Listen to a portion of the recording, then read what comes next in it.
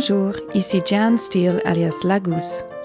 En direct depuis le Parc national des Cévennes, je suis là pour vous persuader que bien vivre sans gluten en France, c'est possible.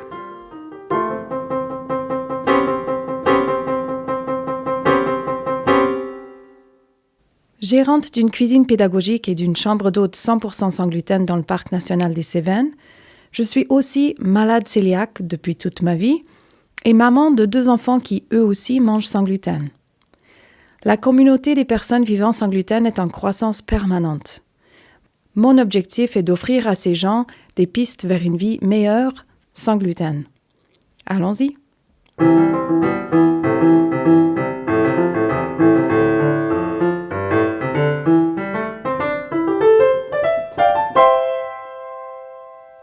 Les tout premiers pas vers une alimentation sans gluten. Lorsque l'on veut ou l'on doit adopter une alimentation stricte sans gluten, le tout premier pas, c'est de respirer. Peut-être que vous revenez de chez le médecin et vous pouvez enfin mettre un nom sur ce qui vous rend malade. C'est une bonne nouvelle. Maintenant, vous allez devoir entamer une modification assez profonde de votre alimentation. Et cela impliquera beaucoup plus que de la nourriture. Centrale à nos habitudes, à nos traditions, à notre vie sociale, à notre culture, la nourriture touche à presque tous les aspects d'une vie. En mangeant sans gluten, vous ne ferez plus partie de la norme sociétale. Et beaucoup de situations qui ne vous ont jamais auparavant provoqué la moindre réflexion vous poseront dorénavant problème. Mais pas de panique. Si les défis sont nombreux, les solutions le sont aussi. Donc, soufflez, pleurez un bon coup s'il le faut, mais ensuite, rappelez-vous votre pourquoi. Vous n'alliez pas bien et vous souhaitiez vous sentir mieux dans votre corps. Vous méritez de retrouver une santé robuste et une vie joyeuse. Allons-y donc. Le gluten se trouve dans quels aliments? Pour nous aider à retenir les céréales dans lesquelles se trouve du gluten, l'AFDIAG, l'Association française des intolérantes au gluten, propose l'acronyme SABO, seigle, avoine, blé, orge, triticale. Jusque-là, cela paraît simple. Mais l'histoire est plus compliquée qu'elle ne paraît. Les aliments d'aujourd'hui sont très rarement composés des produits aussi bruts qu'une céréale entière. On doit donc chercher sur les étiquettes ces céréales, mais aussi tous leurs pseudonymes et tous leurs dérivés. La liste des ingrédients à éviter s'allonge. Heureusement, nous ne sommes pas seuls à faire face à cette problématique. Loin de là.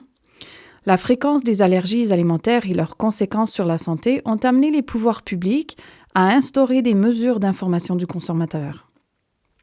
En Europe, tout produit contenant l'un des 7 allergènes majeurs, dont le gluten fait partie, doit en faire la mention sur l'étiquette, en signalant l'ingrédient problématique en gras et en précisant l'allergène plus bas. Dans le cas où un produit contient de l'amidon modifié de blé, par exemple, vous verrez amidon modifié dans une police gras, avec la mention plus bas sur l'étiquette allergène blé. Vous pourrez alors déduire que l'amidon modifié en question est un amidon modifié de blé, qui contient donc du gluten. De la même manière, vous pourrez déduire qu'un amidon modifié écrit sans signalement par la police en gras, ni de mention d'un allergène spécifique, est fait d'un aliment naturellement sans gluten tel que le maïs ou la pomme de terre. Bon, je cherche donc à éviter les ingrédients signalés par la police en gras, avec un signalement de l'allergène gluten. Mais concrètement, ces ingrédients se trouvent dans quels aliments? Très grossièrement, le gluten se trouve dans la plupart des produits boulangers. Les pains, les muffins, les gâteaux, les biscuits. Au niveau des repas, on parle au petit déjeuner des tartines, des cracottes, des céréales, des gruaux, des pancakes, des gaufres, etc.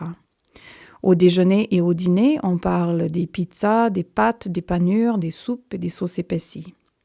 Enfin, au niveau des desserts, on parle de tout ce qui est pâtisserie. Maintenant, avant de paniquer, il est important de comprendre que des versions sans gluten de tous ces aliments existent. qui soient déjà en vente ou préparables par vous dans votre propre cuisine. Vous n'allez donc pas devoir vous priver de vos aliments préférés s'ils se trouvent dans la liste ci-dessus. Seulement, vous allez dorénavant devoir consacrer un peu plus de temps, d'énergie et ou d'argent à des repas que autrefois vous pouviez simplement vous commander ou acheter en ville. C'est donc un grand changement. Et l'adoption d'une alimentation stricte sans gluten se court plus comme un marathon que comme un sprint. Surtout au début, ne cherchez pas à tout comprendre, mais fiez-vous à la réglementation européenne et évitez tout produit dont un ou plusieurs ingrédients sont signalés par une police en gras, avec l'allergène du gluten signalé plus loin. Ce sera déjà énorme. Maintenant, parlons de ce par quoi vous allez vouloir remplacer tous ces aliments. Parce qu'on ne va pas non plus survivre en ne mangeant que des pommes, des carottes et des madeleines sans gluten. Là où les conseils médicaux sont, en tout cas à mon sens, très insuffisants quand on est diagnostiqué de la maladie cœliaque, c'est au niveau nutritionnel. Car il va sans dire que si on était poignardé, un médecin ne se contenterait pas seulement de retirer le couteau. Il faut aussi soigner la blessure. Dans le cas de la maladie cœliaque, c'est pareil. C'est notre intestin grêle qui a subi des dommages physiques, et ce, depuis un moment plus ou moins long. Afin qu'il y ait rétablissement pour de vrai, il ne suffira donc pas de retirer le gluten. Selon la durée de votre recherche de diagnostic, il est fort possible que vous vous soyez creusé des carences nutritionnelles, car c'est par le biais de notre appareil digestif que nous puisons les nutriments. Mais s'il est en panne depuis un moment, nous avons donc deux priorités. Numéro 1, chouchouter notre intestin grêle afin qu'il se rétablisse au plus vite. Et numéro 2, consommer une alimentation la plus dense en nutriments qui soit, afin de refaire le plein d'éventuelles carences qui ont pu se creuser lors de notre phase malade. Comment chouchouter mon intestin grêle ? Une période prolongée de maladie digestive peut engendrer une hyperperméabilité intestinale. Qu'est-ce que c'est ? Parlons-en très rapidement. L'appareil digestif est l'organe qui nous sert d'interface avec le monde à l'extérieur de notre corps. Si l'on imagine que le tube digestif, qui parle de la bouche et va jusqu'au point d'évacuation, c'est un boyau qui sert à tenir à l'extérieur de notre corps les aliments que nous mangeons jusqu'à ce qu'ils soient suffisamment digérés et convenablement triés. En temps normal, la paroi de l'intestin grêle est seulement assez perméable pour laisser accéder vers l'intérieur du corps, c'est-à-dire vers le sang, les molécules correctement et complètement digérées. En cas d'hyperperméabilité intestinale, passent trop vite dans le sang des molécules partiellement digérées, ce qui déclenche une réaction du système immunitaire. Plus la paroi intestinale est perméable, plus le simple fait de manger fait un appel répétitif au système immunitaire, qui, lui, finit par se dérégler. Rappelons-nous que la maladie cœliaque est une maladie auto-immune. Elle s'exprime par l'intestin grêle, mais il s'agit d'abord et avant tout d'un dérèglement du système immunitaire. Si l'on se contente de supprimer le gluten sans pour autant se pencher sur le rétablissement d'une santé intestinale robuste, on peut ne pas voir se rétablir notre santé. Pire encore, si l'on n'interrompt pas le phénomène de l'auto-immunité, on augmente les risques de développer une deuxième, voire une troisième, une quatrième maladie auto-immune.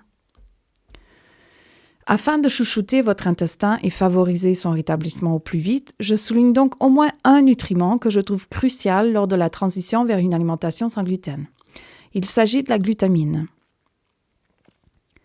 La glutamine est une acide aminé qui se trouve dans le bouillon d'os. C'est le nutriment de préférence des muqueuses intestinales et donc un bon aliment à inclure dans son alimentation après une période de maladie digestive chronique. Vous pouvez vous-même préparer du bouillon d'os dans un cuiseur à pression. Dans les notes de l'épisode, je vous fournirai un lien vers une vidéo sur ma chaîne YouTube si vous vous intéressez au sujet. Ensuite, consommez une alimentation la plus dense en nutriments qui soit, afin de refaire le plein d'éventuelles carences qui ont pu se creuser lors de notre phase malade. Qu'est-ce donc une alimentation dense en nutriments ? Eh bien, les nutriments dont le corps a besoin pour fonctionner sont les protéines, les lipides, les glucides, les vitamines et les minéraux. Où se trouvent alors tous ces nutriments ?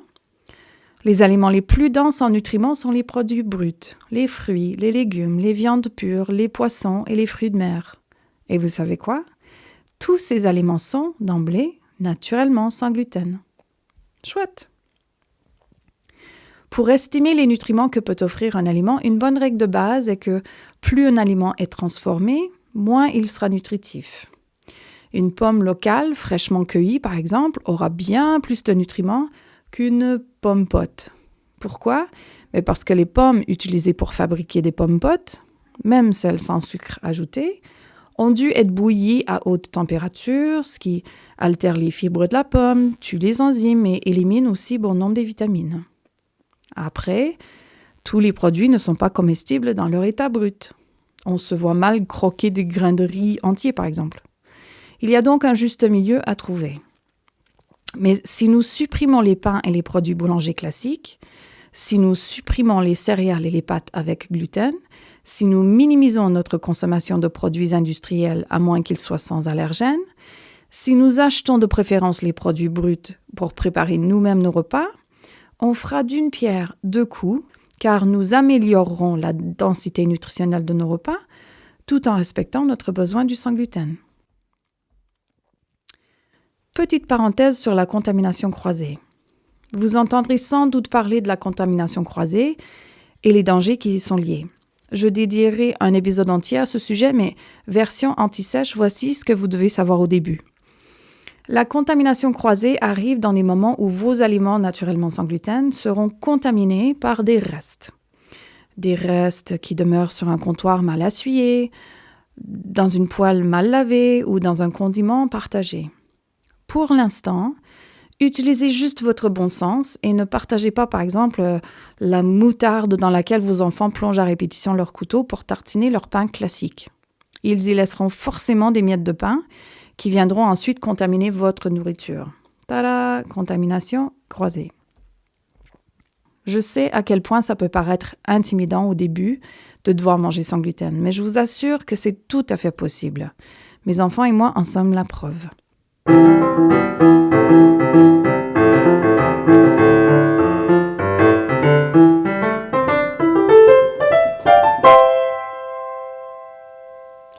Si vous souhaitiez approfondir tous ces concepts avec moi, sachez qu'un séjour intitulé « Sans gluten intelligemment » est programmé tous les mois à la Gousse.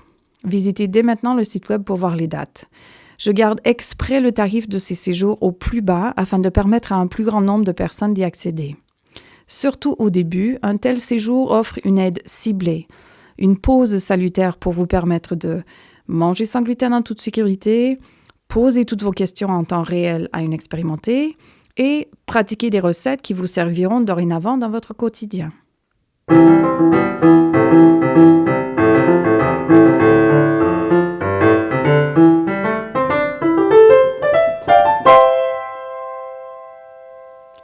Ce podcast se veut une célébration de la vie sans gluten en France. Vous avez une question par rapport à la vie sans gluten? Posez-la. Plusieurs fois dans l'année, on fera un épisode foire aux questions pour essayer de vous trouver les réponses. Car vous savez, la question que vous avez vous, d'autres l'ont aussi sans aucun doute. Vous faites face à un problème relié à votre alimentation sans gluten? Parlons-en. Dans la mesure du possible, nous en ferons un épisode en partageant nos expériences communes ou en tâchant d'exposer un problème pour lequel une solution n'est toujours pas dispo. Enfin, si vous souhaitez partager votre témoignage de rétablissement grâce à une alimentation sans gluten, vous trouverez un formulaire en ligne sur le site lagousse.fr/podcast. Vous aider à retrouver un mieux-être sans gluten, c'est ma passion. N'hésitez pas à vous abonner pour être au courant dès la sortie de chaque épisode. Plus notre communauté est soudée, plus facilement nous pourrons échanger les réponses et les solutions à nos différents problèmes. Bien vivre sans gluten en France, c'est possible. Les défis sont nombreux, mais les solutions aussi. D'ici un prochain épisode, portez-vous bien.